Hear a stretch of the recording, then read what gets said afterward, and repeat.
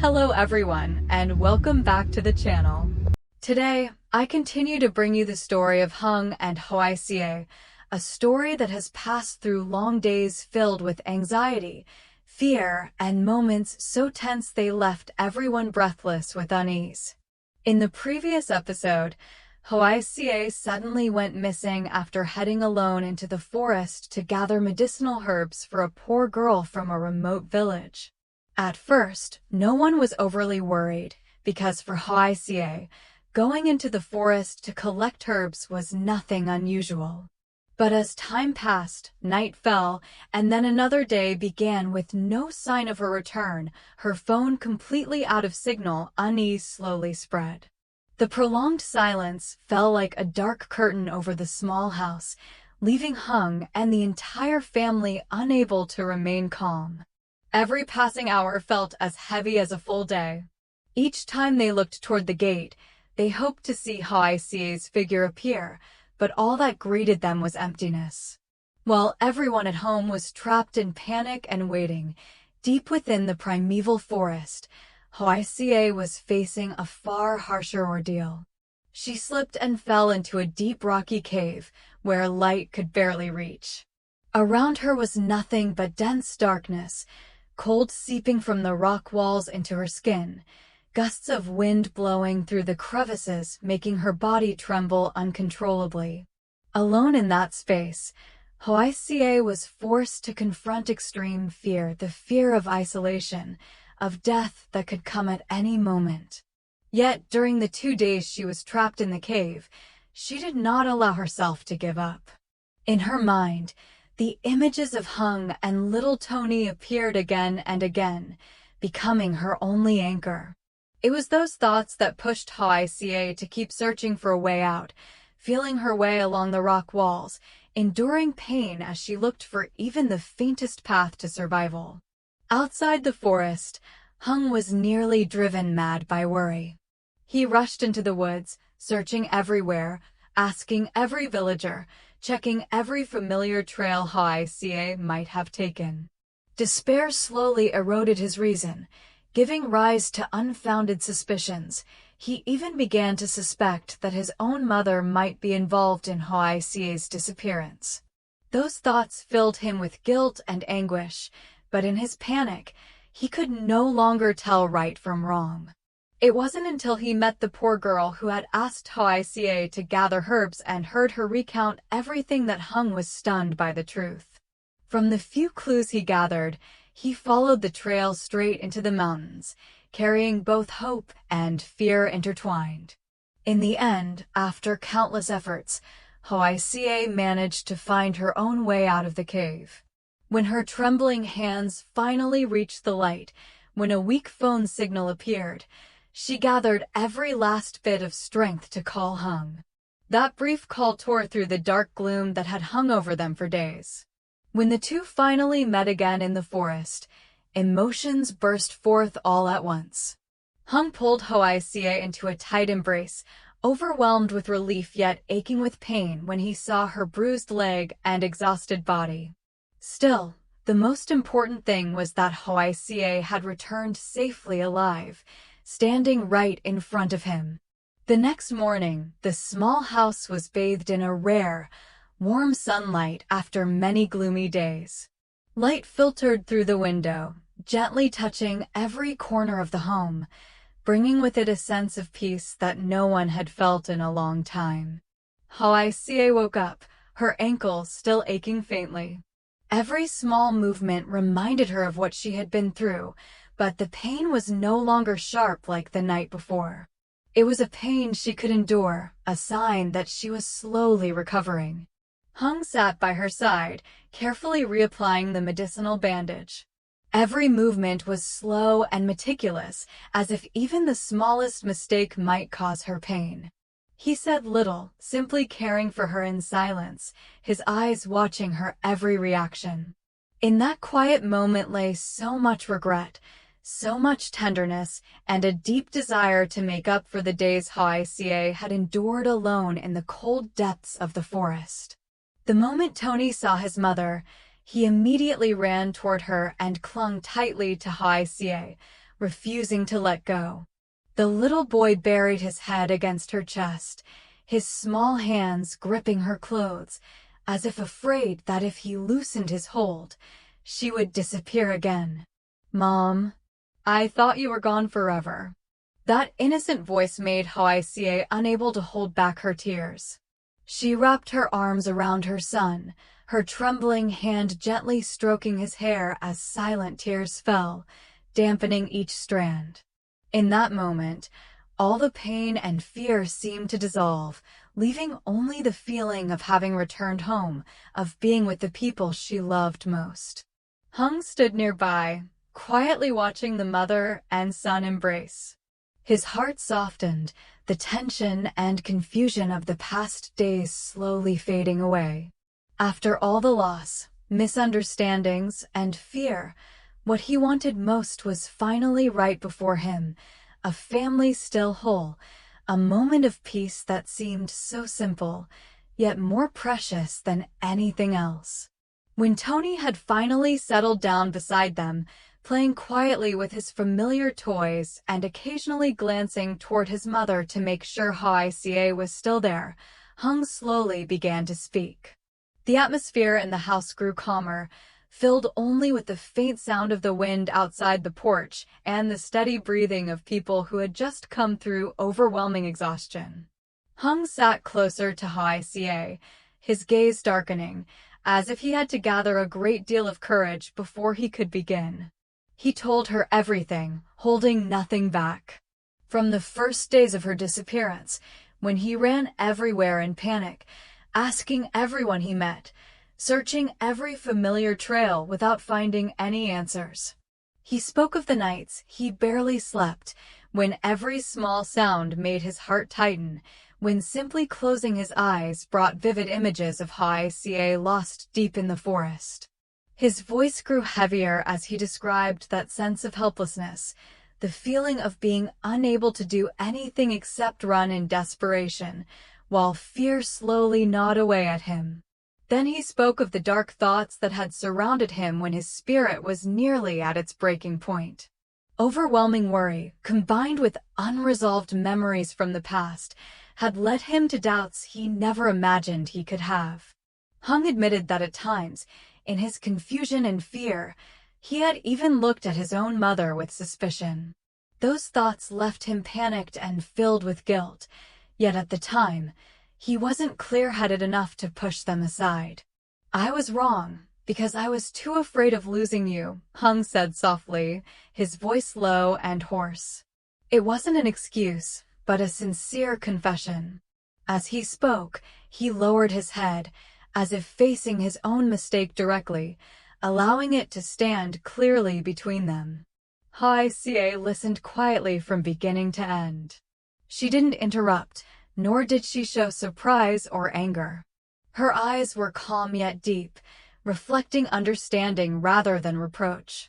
When Hùng finished, she simply reached out and took his hand. Her hand was still a little cold, but her grip was firm enough for Hùng to feel her presence and her willingness to share the weight. "I understand," Hoài Ca said gently but clearly. There was no blame in her voice, only compassion for the fear Hùng had endured. She went on calmly, speaking of Hung's mother with a steady tone. Hoài Ca said that after everything that had happened, his mother had changed a great deal as well. The upheavals, misunderstandings, and loneliness had wounded her deeply too. Hoài Ca did not deny the pain of the past, but she believed those very experiences had made Hung's mother realize many things, especially the value of family and the losses that could come if she continued living the same way as before. She encouraged Hùng to let go of the doubts weighing on his heart. Holding on to resentment or suspicion, she said, would only deepen the wounds within each of them, making the existing distances even harder to heal. Hoài Ca spoke with the calmness of someone who had just crossed the fragile line between life and loss, someone who understood better than anyone that certain things, if not released in time, could become burdens carried far into the future. Hùng remained silent for a long while after her words. He didn't answer immediately, only looked down at the hand Hoài Ca was holding. In that quiet space, his tangled thoughts seemed to slowly settle. He recalled every moment of panic, every anxious look on the faces of those around him, and the serenity Hoài Ca was offering him now. Finally, Hung nodded softly. It wasn't a hurried nod, but a heavy one, an acceptance, a decision to let go of the things that had exhausted him for so long. In Hung's eyes, the tension gradually faded. In its place appeared a deeper calm, a sense of relief, as if he had just set down an invisible burden. Nearby, Tony continued to play, occasionally letting out a small laugh, a simple, gentle proof of the rare moment of peace the whole family was finally able to share. The afternoon passed slowly in a rare stillness. The sunlight slanted gently across the porch, no longer harsh but softened, casting long streaks of light across the wooden floor. Hoài Ca leaned back, her ankle feeling better now. The dull ache still lingered, but it no longer made her wince with every movement. Hung stayed close by, occasionally glancing at the injury, as if afraid that even looking away for a moment might cause her pain to return. When she felt a little more at ease, Hoài Ca spoke up slowly. Her voice was gentle yet resolute, as though she had thought carefully before saying it. "Tomorrow, let's go visit your mother," Hoài Ca said, looking at Hung. "Buy her some nourishing food, and bring a thank you gift for the old woman." There was no pressure in her words, no hint of reproach. It was simply a modest suggestion, but one that carried many unspoken meanings. Hung listened in silence for a few seconds. He looked at Hoài Ca, then at Tony playing nearby, his face far more relaxed than it had been in days. Finally, Hung nodded. This time, there was no hesitation, no avoidance. He knew it was time to face things, to step past the doubts and fears he himself had harbored. That night passed quietly. There were no sudden waves of panic, no racing thoughts with no way out. In the small house, everyone went to bed earlier, as if both body and mind needed rest after the long stretch of tension. The next morning, just as dawn broke, Hung had everything prepared. He carefully packed bags of nourishing food and simple gifts, thoughtfully chosen and filled with sincere gratitude. Hoài Ca stepped outside, still walking slowly because her ankle had not fully recovered, but her complexion looked much better. Tony trotted along behind them, his eyes bright with curiosity and excitement. Hung drove Hoài Ca and Tony along the familiar winding road up the mountain. The path curved gently, flanked by forest trees and patches of sunlight filtering through the leaves. The scene was strangely peaceful, so different from the days before, when every bend in the road had been tied to anxiety and fear. In their hands were the bags of gifts, carrying not only material things, but also gratitude and a desire for reconciliation. The small house in the mountains gradually came into view. Its simple roof and time-worn wooden walls radiated warmth. It was the place where Hung's mother had been taken in and cared for during the recent days, and where the old woman had quietly helped when everything had been at its most chaotic. The moment she saw Hoài Ca step safely into the yard, Hung's mother froze. She stood there for a second, as if she couldn't believe her eyes. Then emotion surged, and she burst into tears of joy. Eyes that had long held worry now shone with undisguised relief. She hurried toward Hoài Ca, her hands trembling, as though afraid that if she were even a moment too slow, the image before her might disappear. Hung paused for a beat, then stepped forward slowly. In front of his mother, he bowed his head deeply. In that moment, all pride and defensiveness vanished. There was only a son who had come to recognize his own mistake. "I'm sorry for misunderstanding you," Hung said, his voice low and heavy. The air seemed to still. His mother let out a soft sigh, a sigh carrying so much weariness and so many unspoken hurts. Her voice trembled, but there was no reproach. "I understand. You were just too worried back then." The words were as light as a breeze, yet strong enough to dissolve the knots that had weighed on them for so long. She did not dwell on the past, nor emphasize her own pain. She chose only to understand her son's fear. She turned to Hoài Ca and took her hand. Her hand was thin and warm, the grip gentle yet full of affection.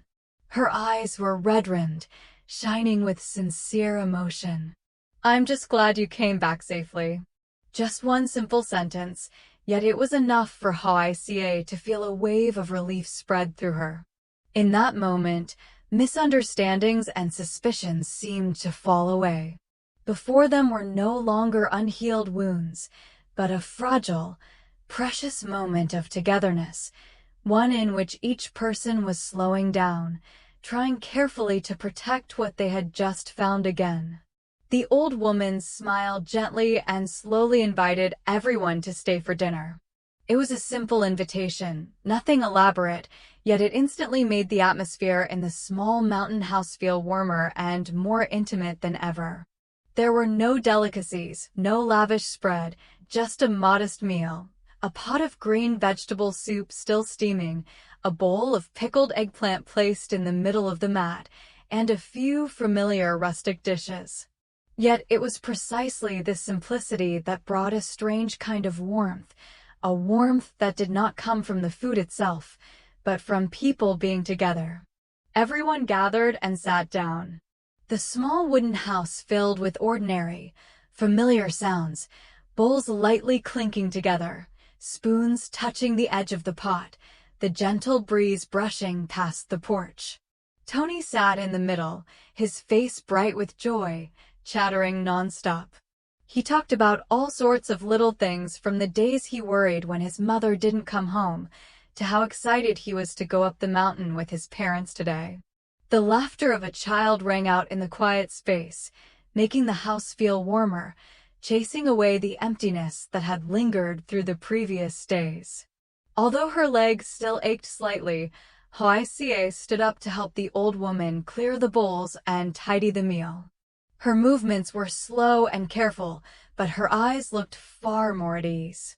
In these simple acts, Hoài Ca could clearly feel a quiet bond forming, no flowery words, no grand promises, just sincere presence and gratitude coming straight from the heart. Hùng sat beside his mother. He didn't speak much, only quietly picked food for her, occasionally glancing over as if to make sure she was still there, safe, no longer having to endure loneliness. In that moment, Hùng felt something he had once forgotten, the peace of being with family, without suspicion, without fear, without heavy thoughts pressing down on his heart. It was a simple kind of peace, yet incredibly precious. The meal ended slowly, with no one in a hurry to stand up. Everyone lingered a little longer, chatting about small, everyday things. No one brought up the past ordeals, and no one tried to dig into old pain. It was as if they all quietly understood that some things, once spoken, heard, and understood, were best left resting behind them. Late afternoon arrived, sunlight slanting gently across the front of the house. Golden streaks of light stretched over the ground, slipping through the treetops and softly illuminating the wooden steps worn pale by time. The space grew quieter, filled only with the calls of forest birds and the cool, refreshing breeze. In that fading sunlight, misunderstandings that had once caused so much hurt slowly unraveled. The wounds in their hearts, though not yet fully healed, had begun to close, no longer bleeding as before. Hoài Ca sat leaning against the porch, watching Tony play in the yard, her gaze softening. Hùng stood nearby, occasionally looking at his mother, at the old woman, then back at his wife and child. He suddenly realized that after all the panic, fear, and hurt, what remained was not pain, but connection, a bond forged through moments when they had almost lost one another, through times when there seemed to be no way back. After everything, they gradually understood a very simple truth, one that not everyone realizes in time. Family is not a place without mistakes, misunderstandings, or pain. Family is a place where people can stumble, can say things that hurt one another, but also a place where they are willing to stop, look back at themselves, and choose forgiveness in order to keep walking together. It is that forgiveness that becomes the thread holding everyone together, even when everything once stood on the edge of breaking apart. As the sunlight faded and gave way to a calm late afternoon, everyone understood that peaceful days ahead might not last forever, that life would still bring challenges and unseen upheavals. But at least, in this moment, they had found a shared anchor, family, understanding, and the belief that no matter what happens, they would no longer be as alone as before. Stay tuned for the next episode to discover the new twists waiting ahead. Xin chào tất cả mọi người đã quay trở lại với kênh của mình nhé.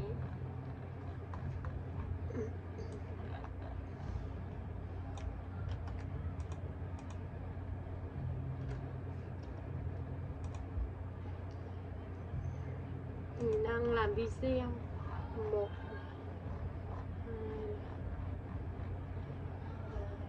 2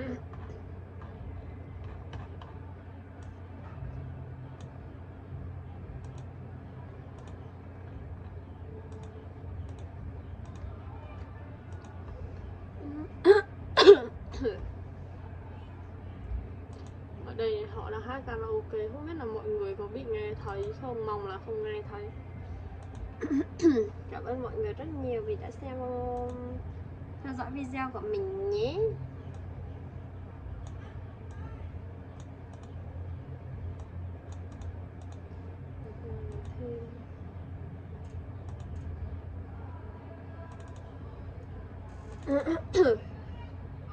Tạm biệt mọi người.